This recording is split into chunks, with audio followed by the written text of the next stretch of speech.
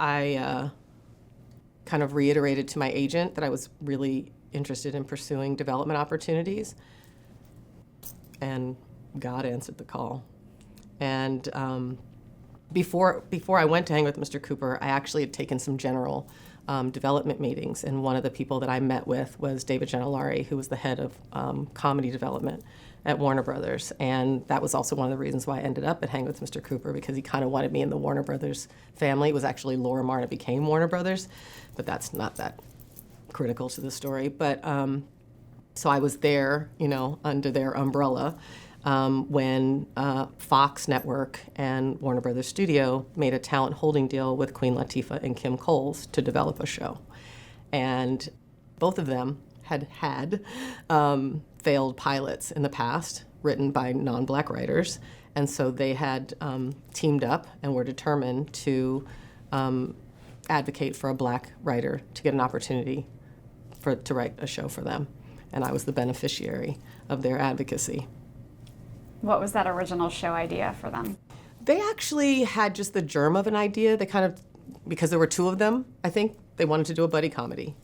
And there wasn't much of an idea. It was really like, we want to do a buddy comedy. I think, and someone else may be able to correct the record for me, but I felt like there was some idea of one of them being a performer and the other one being their manager.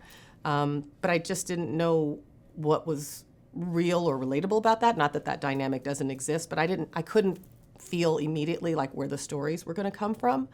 And then also, quite frankly, with one of them being a rapper who had done some acting and the other one being a comedian who had worked primarily on a sketch show, I wanted to create an ensemble around them to give them kind of the space and the time to really get their bearing as actors.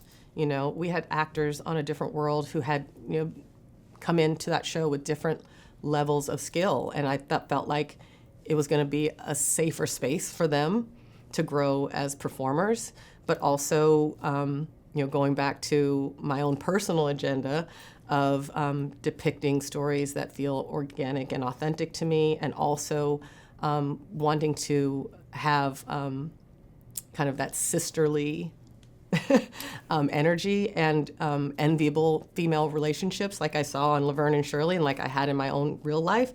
I thought, I can write 100 episodes about me and my friends. And that's where the show idea came from. So I created that show while I was on Hang with Mr. Cooper the first season. Did you meet with the two of them? Absolutely, absolutely. They contributed greatly to their characters in particular. In fact, while the show is largely based on me and my friends, it took place in Brooklyn because they were both, Latifah in particular was definitely East Coast energy. I also love New York.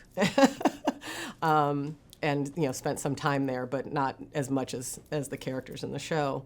But I definitely met with them. I hung out with them.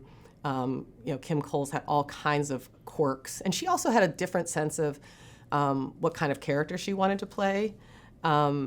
But we had some really great, honest conversations that led to Sinclair, this very kind of simple and whimsical dreamer character. And also, Latifah, Dana, I hung out with her. I was like, okay, she's very Maud adjacent. And Khadijah, Khadijah is very much who I aspired to be. Entrepreneur, want to have my own business. I gave those attributes to her, and she didn't actually like the name Khadijah at first.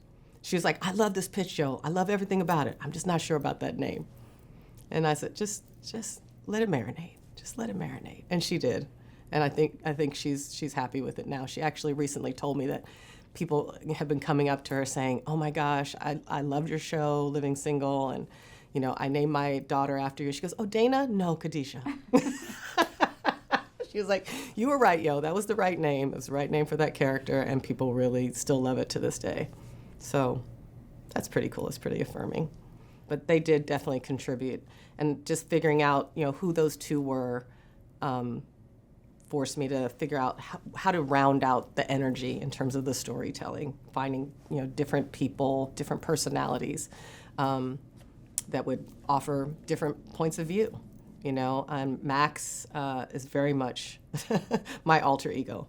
Max is who I was just before I met my husband, who was my boyfriend, who's named Kyle, who's now my husband.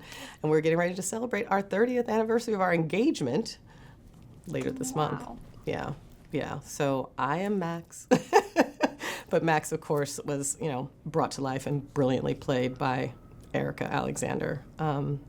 That's what a blessing. What a blessing. I mean, we can talk about the casting of that. And also, I reached out to Kim Fields. She was friends with another actor friend of mine, and so we had met years earlier on A Different World. And she wanted to develop a show for herself, and I said, I think I have a role for you. I think you, with your experience, will be the perfect piece, of this puzzle, to fill out this puzzle that I'm putting together, these characters. And again, someone who's a seasoned actress, so that our two less experienced actors didn't have to carry the show. And then, of course, it was really important for me that the show be female-centered. But I think when you have something that's got those 4 strong females, you have to have that male energy to balance it. Enter the guys. And that's how we ended up with, an ensemble of 6. And Kyle and Overton were loosely based on the real Kyle and the real Overton, just in terms of energy. And maybe a wardrobe, too. And maybe a couple points of view. I shouldn't say too much. Although they both have varsity jackets that say the real Kyle, the real Overton. Oh, that's great. And the real Overton has definitely used that to his advantage over the years.